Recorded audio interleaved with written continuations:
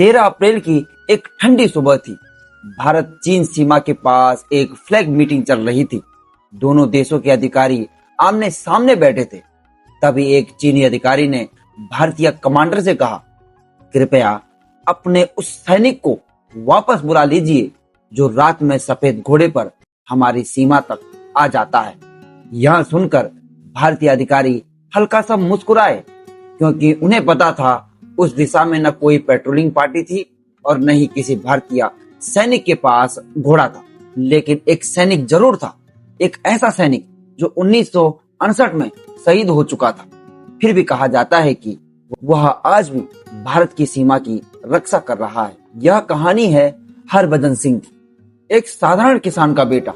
यह कहानी शुरू होती है 1941 से। उस समय भारत आजाद नहीं हुआ था। पंजाब के एक छोटे से गांव में हरभजन सिंह का जन्म हुआ। लेकिन 1947 में जब भारत देश का बंटवारा हुआ तो उनका परिवार सब कुछ छोड़कर भारत आ गया। नया घर, नई जमीन और एक नई शुरुआत।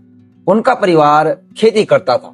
दिन भर हरभजन अपने पिता की मदद करते थे और शाम को आसमान में उड़ते फाइटर जेट्स को देखते रहते थे। उसी आवाज में उन्होंने एक सपना देखा। एक दिन सेना की वर्दी पहनने, सेना में भर्ती, कड़ी मेहनत और लगन के बाद 1965 में उनका सपना पूरा हुआ। हरभजन सिंह भारतीय सेना में भर्ती हो गए। उन्हें पोस्टिंग मिली नाथुला के पास। यह इलाका बेहद खतरनाक था। चारों तरफ बर्फ से ढके पहाड़, कम ऑक्सीजन और हर समय दुश्मन की नजर।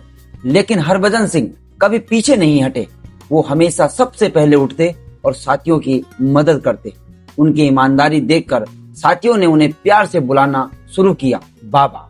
और यहीं से वो बन गए बाबा हरभजन। 1968 वह दिन जिसने सब बदल दिया। अक्टूबर 1968 नाथुला के पास लगातार बारिश हो रही थी।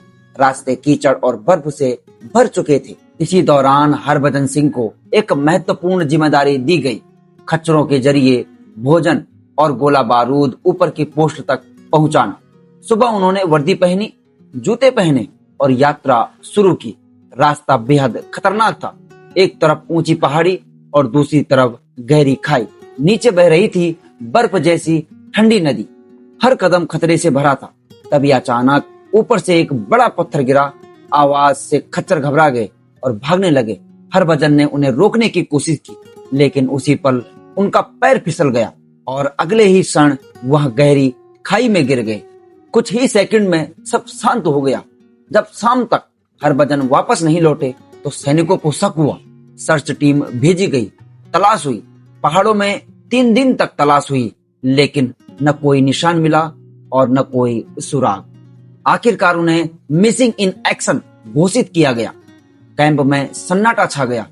5वें दिन एक अजीब घटना हुई। हरभजन के एक करीबी साथी को रात में सपना आया। सपने में हरभजन सिंह खुद दिखाई दिए। मुझे ढूंढना बंद मत करो, मेरा शरीर नदी में एक पत्थर के पास फंसा है। और उन्होंने ठीक वही जगह बता दी। अगली सुबह सर्च टीम भेजी गई और कुछ घंटों बाद उसी जगह उन्हें हरभजन सिंह का शरीर मिल गया, बिल्कुल उसी पत्थर के नीचे। यह देखकर सभी सैनिक हैरान रह गए। अंतिम संस्कार के बाद कैंप में अजीब घटनाएं होने लगी। रात में बर्फ पर कदमों की आवाज, बंकर के बाहर किसी की परछाई, कभी कभी दरवाजे पर दस्तक, लेकिन बाहर कोई नहीं होता। एक सैनिक ने बताया कि रात में किसी ने उसे जगाया, उठो तुम ड्यूटी पर हो।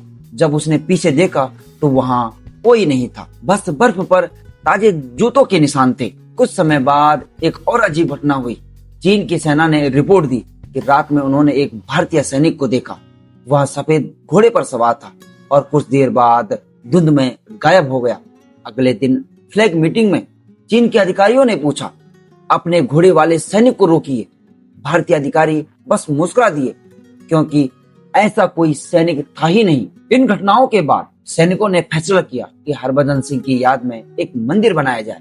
आज यह मंदिर बाबा हरभजन सिंह टेम्पल के नाम से जाना जाता है। कहा जाता है हर सैनिक ड्यूटी पर जाने से पहले यहाँ आशीर्वाद लेने जरूर आता है। कई सालों तक भारतीय सेना में एक अनोखी परंपरा चलती आ रही है।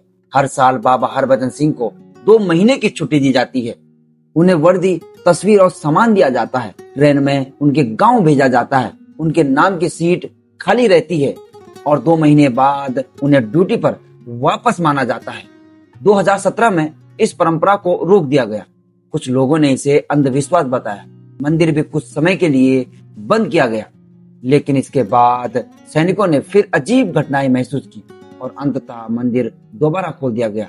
आज भी भारत चीन सीमा पर तैनात कई सैनिक मानते हैं कि बाबा हरभजन सिंह अब भी सीमा की रक्षा कर रहे हैं, चाहे इसे आस्था करें या रहस्य। लेकिन यह कहानी एक सैनिक की देशभक्ति की कहानी है, एक ऐसा सैनिक जिसने मरने के बाद भी अपनी ड्यूटी नहीं छोड़ी। जय हिंद।